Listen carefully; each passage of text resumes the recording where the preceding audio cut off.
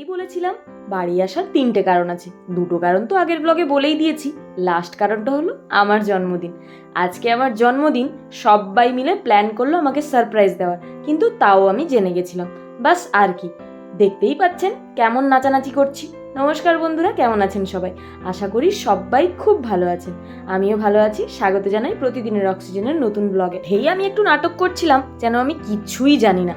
আমার হাজব্যান্ড চেষ্টা করছিল আমাকে সারপ্রাইজ দেওয়ার, কিন্তু কোনো কারণবশত আমি সেটা জেনেই ফেলেছি।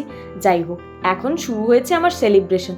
আর দেখুন কিভাবে ছুরি হাতে আমি একাই নেচে চলেছি, যেন আর কারোর জন্মদিনই হয় না, আমারই একমাত্র জন্মদিন এসছে। তবে জন্মদিনের দিনটা কিন্তু বেশ লাগে। কেক কাটা, খাওয়া দাওয়া, সঙ্গে গিফটও আছে। থেকেও বড় সবার উইশেস। কি ভালো লাগে তাই না? 12টার পর সবাই মিলে যখন হ্যাপি বার্থডে বলতে থাকে, আমার তো ভীষণ ভালো লাগে, ভীষণ মজাও লাগে। সামনে কেক দেখে কি আর লোভ সংবরণ করা যায় বলুন তো? যাই হোক, চলুন এবার কেকটা কেটে ফেলা যাক। আমার জন্মদিনটা আবার রুমেল ঝড়ের দিনই কিন্তু ছিল। বাইরে প্রচন্ড ঝড় হচ্ছিল, বৃষ্টি হচ্ছিল, আর এদিকে কারেন্টও নেই, তাই এমার্জেন্সি লাইটেই যতটা কাজ চলে আর কি। বিকেলবেলা অনেক কষ্ট করে আমার হাজব্যান্ড আর জিজাজি দুজন মিলে কেকটা গিয়ে নিয়ে এসছে। সঙ্গে যে ড্রেসটা আমি পরে আছি সেটাও কিন্তু আমার দিদি আমাকে কিনে দিয়েছে। আমার তো ভীষণই ভালো লেগেছে। অন্যান্য গিফটের থেকেও ড্রেস জিনিসটা সবার কাছেই প্রিয়। নতুন নতুন জামা পরতে পারলে কার না ভালো লাগে বলুন? দেখতে দেখতে আমার চ্যানেলটারও 1 বছর বয়স হয়ে গেল। তারও একটা জন্মদিন পালন করা অবশ্যই উচিত। একসঙ্গেই করে নিলাম আর কি। আগের বছর চ্যানেলটা খোলার পরেই আমার জন্মদিন ছিল, আর সেখানে আমার জন্মদিনটাও আপলোড করেছিলাম। আপনাদের এত ভালোবাসা পেয়ে চ্যানেলটা অনেকটাই গ্রো করেছে। আর জন্য আপনাদের সত্যি অসংখ্য ধন্যবাদ, যারা আমাকে এতদিন ধরে সাপোর্ট করে চলেছে। যাই হোক, কেক কাটিং তো শেষ হয়ে গেল, এবার চলছে খাওয়া দাওয়ার পর্ব। পাশেই দেখুন বসে আছে আমার দিদি। বেচারির এখন নড়তে চড়তেও ভীষণ কষ্ট হয়। 6 মাস পড়ে গেছে প্রায়। যাই হোক, সুস্থভাবে বাচ্চাটা হয়ে গেলে আমরা সবাই ভীষণ খুশি হব। এই সেলিব্রেশনে যদি মা বাপি থাকতো আরো ভালো লাগতো, কিন্তু আজকে ওনারা এতটাই টায়ার্ড যে একেবারে ডিপ স্লিপে চলে গেছেন, তাই ভাবলাম না ডাকাই ভালো। যাই হোক, শেষমেশ আমার হাজব্যান্ডকেও একটু খাইয়ে দিলাম, কারণ লোভ না আবার থেকে যায়। পাশে থাকা আমার জিজাজি, দিদি, বোন সবাইকেই দিলাম। কি জানি বাবা, না দিলে আবার হয়তো লোভ ফেলে দেবে। এত রিস্ক নেওয়ার তো একেবারেই দরকার নেই। তবে সময় জিনিসটা এমনই, কখন যে কার ভাগ্যের চাকা কিভাবে ঘুরে যায় সেটা সময়ই বলতে পারবে। আগের বছর জন্মদিনে আমি ছিলাম ব্যাচেলর, আর এবছর জন্মদিনে আমি হয়ে গেছি বিবাহিত। আচ্ছা, আমার এই জন্মদিনের ড্রেসটা আপনাদের কেমন লাগলো বলুন তো? কি কালারটা সত্যিই খুব ভালো, তাই না? যাই হোক, এটা তো আমার দিদির দেওয়ার ড্রেস। এবার চলুন আপনাদের দেখাই আমার বোন আমাকে কি দিয়েছে। ও আগের থেকে আমাকে 2টো ছবি চেয়েছিল, তো আমি যথারীতি দিয়েছিলাম, আর ও বলল যে ওর ফ্রেন্ড দেখবে। কিন্তু ভাবতে পারবেন না আমি এতটাই সারপ্রাইজড হয়েছি। কি সুন্দর ছবিগুলোকে ও বাঁধিয়ে এনেছে দেখুন। আমার ভীষণই পছন্দ হয়েছে। 2টো ছবি অসাধারণ হয়েছে। এটাকে আমি আমার রুমে তো টাঙিয়ে রাখবোই অবশ্যই। আমার বোনটা সত্যি অনেক বড় হয়ে গেল, আমাকে আবার গিফটও দিচ্ছে নিজের টাকায়। রাতে সেলিব্রেশন তো শেষ হয়ে গেল। পরের দিন সকালে উঠেই যাওয়ার ছিল শ্বশুরবাড়ি, কিন্তু বাপি অনেক করে বলল তাই থেকে গেলাম। কি অদ্ভুত তাই না? নিজের বাড়ি, সেখানে থাকতে হলেও আমাকে পারমিশন নিয়ে থাকতে হবে। সত্যি মেয়েদের জন্যই যত বাধা বিপত্তি। কই ছেলেদের তো এমন করতে হয় না, তাদের নিজেদের ঘরে থাকার জন্য তো পারমিশন নিতে হয় না।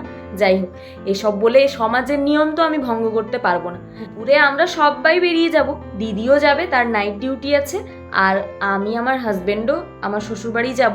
খাওয়া দাওয়া শেষ করেই 2টোর দিকে বেরিয়ে পড়েছিলাম, আর বেরিয়েই সঙ্গে সঙ্গে বাসও পেয়ে গেছি আর টোটোও পেয়ে গেছি। তাই পৌঁছতে মাত্র 20 মিনিট সময় লেগেছে আমার বাড়ির থেকে আমার শ্বশুরবাড়ি পৌঁছতে। আজকে আমি আমার বোনকেও সঙ্গে করে নিয়ে এসেছি। আমাদের গ্রামে পুজো ছিল, ভাবলাম ওখানে অনুষ্ঠান হবে, কিন্তু সেটা বন্ধ হয়ে গেছিল ঝড়ের জন্য। আর কাল সকালে আমরা সকলে মিলে কলকাতা বেরিয়ে যাব। সবাই যে যার ডিউটি ধরে নেবে। শ্বশুরবাড়িতেও যে আমার জন্য খুব সুন্দর একটা সারপ্রাইজ অপেক্ষা করছিল সেটা আমি জানতাম না। মামনি অনেক কষ্ট করে আমার জন্য আজকে পায়েস রান্না করেছে। আর এই যে নতুন শাড়িটা, এই শাড়িটা মামনি আমাকে দিল আজকে পরার জন্য। মামনি যে আমার জন্য এতটা ভেবেছে, সত্যি আমি সেটা পেয়েই অনেক অনেক খুশি। নতুন শাড়িটা পরেই আমি চটজলদি রেডি হয়ে নিয়েছি, এবার আমার পায়েস খাওয়ার পালা। যাই হোক, বেশ ভালোই হলো। তো মামনিকে বললাম তুমি আগে পায়েসটা আমাকে খাওয়াও। আর বাবা গেছিলেন ঠাকুর ঘরে, তাই বাবা আর খাওয়াতে পারেননি। আপনাদের হয়তো মনে হতেই পারে যে আমি অনেক বেশি বা বাড়িয়ে বলছি, কিন্তু সত্যি কথা, এই মানুষটার হাতের রান্না অতুলনীয়। পায়েসটাও দুর্দান্ত ছিল। আমি বসেই প্রায় 2.5 বাটি মতো খেয়ে নিয়েছি। আমার হাজব্যান্ডের আবার এই এক সমস্যা, উনি আমার কাছ থেকে প্রণাম নেবেন না, ওনার নাকি পাপ লাগবে। অ্যাকচুয়ালি শুধু আমার কাছ থেকে নয়, উনি কারোর কাছ থেকেই প্রণাম নেয় না, প্রণাম করতে গেলেই উনি ছিটকে ছিটকে পালান। যাই হোক, তারপরেও যে একটা ভীষণ বড় সারপ্রাইজ আমার জন্য অপেক্ষা করছিল সেটা আমি জানতাম না। খাওয়া দাওয়া শেষ করেই রুমে যেতে আমার কাছে এলো একটা গিফট, যেটা আমি কখনোই এক্সপেক্ট করিনি। ওই বলে না, মানুষের যখন স্বপ্ন পূরণ হয় তার মুখের কথাটাই যেন বন্ধ হয়ে যায়। আর এই গিফটটা খোলার পর বিশ্বাস করুন, আমার মুখের কথাটা বন্ধই হয়ে গেছিল। অনেক দিনের খুব বড় একটা ইচ্ছা যেটা আমার পূরণ হলো। আমার জন্য নিয়ে এসছে একটা ক্যামেরা, যেটা দিয়ে আমি আমার চ্যানেলের জন্য ভিডিও শ্যুট করতে পারবো। আর এই ক্যামেরাটা হচ্ছে অসমো অ্যাকশন 4। বিশ্বাস করুন, আমি স্বপ্নেও ভাবতে পারিনি যে আমার এত বড় একটা শখ পূরণ করবে আমারই জন্মদিনে আমার হাজব্যান্ড। আমার ফোনের ক্যামেরার কোয়ালিটিটা অনেকটাই খারাপ, সেটা আপনারা অবশ্যই দেখেছেন। তাই আমরা দুজন ভেবেছিলাম এক সময় যে দুজনে মিলে এই ক্যামেরাটা কিনবো, কিন্তু সেটা যে এভাবে সারপ্রাইজ পাবো সত্যি কখনো ভাবিনি। দেখুন, সব গিফটই গিফট হয়, তবে নিজের জন্মদিনে এত ভালো একটা এবং স্বপ্ন পূরণের একটা জিনিস যখন পেয়েছি, সত্যি অনেকটাই ভালো লেগেছে। সত্যি কথা বলতে আমি জাস্ট ইমাজিনই করতে পারছিলাম না এরপর থেকে আমি ক্যামেরায় শ্যুট করব। এই ক্যামেরাটা কিন্তু সাধারণত ক্রিয়েটার কম্বো, মানে যারা এই ভ্লগিং ভিডিও বানায় তাদের জন্যই। আর এটা হচ্ছে ফাইনাল আমার ক্যামেরা। এই ছোট্ট ক্যামেরাটা আমার অনেক দিনের স্বপ্ন ছিল, যাই হোক এইবারে পূরণ হয়ে আমি তো ভীষণ খুশি। যেহেতু ক্রিয়েটার কম্বো, তাই তার সঙ্গে ব্যাটারি অ্যাক্সেসও আছে, মানে পোর্টেবল ব্যাটারি 3টে আছে যেটা আপনি ক্যারি করতে পারবেন। সঙ্গে স্টিকও আছে, তবে এর মধ্যে একটা জিনিস নেই, সেটা হলো মেমোরি কার্ড। আর এখানে যে মেমোরি কার্ডটা সাপোর্ট করবে সেই মেমোরি কার্ড আমাদের কাছে নেই। অ্যাকচুয়ালি ছিল, তবে সেটা 128 জিবি, কিন্তু এখানে মিনিমাম 250 জিবি লাগবে। সেটা আমার হাজব্যান্ডের অজানা ছিল।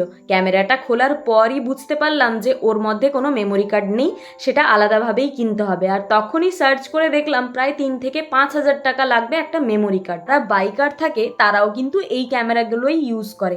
হেলমেটের মাথায় ওই ম্যাগনেট দিয়ে আটকে থাকে এবং গাড়ি চালানোর সময়ও সেই সময়ও শ্যুট করা যেতে পারে এই ম্যাগনেটটা দিয়ে। সব কিছুই ঠিক ছিল, তবে যদি আজকে একটা ফটো তুলতে পারতাম বেশ ভালো লাগতো। যাই হোক, মেমোরি কার্ডটা নেই, সেটা আনার পরই আমরা ফটো তুলতে পারবো। তাই মনের দুঃখে সবকিছু গুছিয়ে আবার রেখে দিলাম দুজনে মিলে। সবথেকে বড় ব্যাপার ছিল এটা ক্যারি করা ভীষণই ইজি। যাই হোক, সকাল হলো, আমরা বেরিয়ে পড়েছিলাম। 7টার সময় বাস ছিল, এসি বাস এলো আর সঙ্গে সঙ্গে উঠেও পড়লাম। এখানে আমার বোন আমার সঙ্গে আছে, বা সেই আমার ভিডিও করতে শুরু করে দিল। দেখেছেন তো, এরকম একটা বোন থাকা কত ভাগ্যের। আমার মনে না থাকলেও সে মোটামুটি একটা ভিডিও বানিয়ে আমাকে দিয়ে দেবে। ও যেহেতু ভিডিওটা করছিলই, তাই আমি ভাবলাম একটু নাটক করা যেতেই পারে। সবাই দেখছিল, ওখানকার বউ আমি, নাটক তো বেশি করা যাবে না। আর একটু কান্নাকাটি করছিলাম, ভাবছিলাম ইস, এত তাড়াতাড়ি বাড়ি ছেড়ে চলে যেতে হচ্ছে, যদি একটু থাকতে পারতাম বেশ ভালো লাগতো। তাই অনেকটাই পৌঁছে গেছিলাম আর গাড়ি দাঁড়িয়েছিল, তাই কিছু বিস্কিটস আর কেক নিয়েছিলাম। সঙ্গে মামনি দিয়েছিল লিচু আর পায়েস। পায়েসটা তো আজকে আমি রুমে গিয়ে খাবো, কিন্তু লিচুগুলো এখানেই খাবো। বোন তো আর আমার রুমে যাবে না। আর ওর নাকি আবার লিচু খাওয়ার কদিন ধরে ভীষণই লোভ লেগেছে। লিচুগুলো দেখেই বলছে, দিদি জানিস, এখানেই লিচু কিনতে গেছি, এত এত দাম বলেছে, তাই না খেয়েই চলে এসেছি। আমি বললাম তাহলে তুই এটা খা। আচ্ছা, মেয়ে তো লিচুটা ছাড়াতে জানে না, তাই ভাবলাম ওকে একটু শিখিয়ে দিই কেমনভাবে লিচু ছাড়াতে হয় আর কেমন খেতে হয়। তাই ওর সামনেই আমি ওকে লোভ দেখিয়ে খেতে শুরু করলাম। ভাবতে পারছেন তো আমার বোনের ভাগ্যে কেমন দিদি জুটেছে। দিদিরা নাকি নিজেরা না খেয়ে বোনকে আগে খাওয়ায়, আর আমি তার উল্টোটাই করেছি। ওকে লোভ দেখিয়ে আমি আগেই ঘুমে ঢুকতে প্রায় 12টা বেজে গেছিল। রাতে ট্রেন ছিল, বাস 8টার সময় ট্রেন ধরলাম আর নেমে গেলাম গঙ্গারামপুরে। ও হ্যাঁ, আরেকটা কথা তো বলতেই ভুলে গেছি, আমার ননদ কিন্তু আমাকে আবার একটা পারফিউমও দিয়েছে, সঙ্গে চকলেটও দিয়েছে। আমার গিফটগুলোকে দেখে আপনাদের কতটা আনন্দ হলো সেটা কিন্তু অবশ্যই লাইক, কমেন্ট, শেয়ার, সাবস্ক্রাইব করে জানাতে হবে। এখনো যারা সাবস্ক্রাইব করেননি তাড়াতাড়ি করে ফেলুন। দেখা হচ্ছে আপনাদের সঙ্গে পরের ব্লগে। আজকের মতো টাটা।